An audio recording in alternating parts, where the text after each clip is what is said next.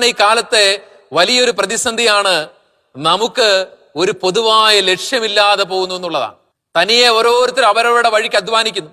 ഓരോ രൂപതകൾ ഓരോ പോളിസി കൊണ്ടുവരുന്നു, ഓരോ സന്യാസ സമൂഹങ്ങൾ ഓരോ പോളിസി കൊണ്ടുവരുന്നു. അവരവരുടെ ലക്ഷ്യങ്ങൾക്ക് വേണ്ടി അധ്വാനിക്കുന്നു. ചെതറിപ്പോവുകയാണ് നമ്മുടെ ലക്ഷ്യങ്ങൾ. നമുക്കൊരു ടാർഗറ്റ് നഷ്ടപ്പെട്ടു പോയിരിക്കുന്നു ഈ കാലത്ത്. ആ ടാർഗറ്റുള്ള ചില സമുദായങ്ങൾ, ചില ആളുകൾ ഒരുമിച്ച് അത് ദേശത്തിനും ഭാഷയ്ക്കും രാജ്യത്തിനും സംസ്കാരത്തിനും അതീതമായിട്ട് ഒരുമിച്ച് പ്രവർത്തിച്ചുകൊണ്ട് അവർ ആധിപത്യം സ്ഥാപിക്കുന്നത് കണ്ടിട്ടും തിരിച്ചറിയാതെ പിന്നെയും അനൈക്യത്തിലും ഭിന്നതയിലും നമ്മൾ സ്വന്തം കുഴി തോണ്ടിക്കൊണ്ടിരിക്കുന്ന കാഴ്ച കാണുകയാണ്. പരിശുദ്ധാത്മാവ് ഓർപ്പിക്കുന്ന ഈ കാലത്ത് പ്രിയപ്പെട്ടവരെ, ഐക്യത്തിൽ ഒരുമയിൽ വളരാനുള്ള ഏറ്റവും അവസാനത്തെ മണിക്കൂറാണിതെന്നുള്ളതാണ്.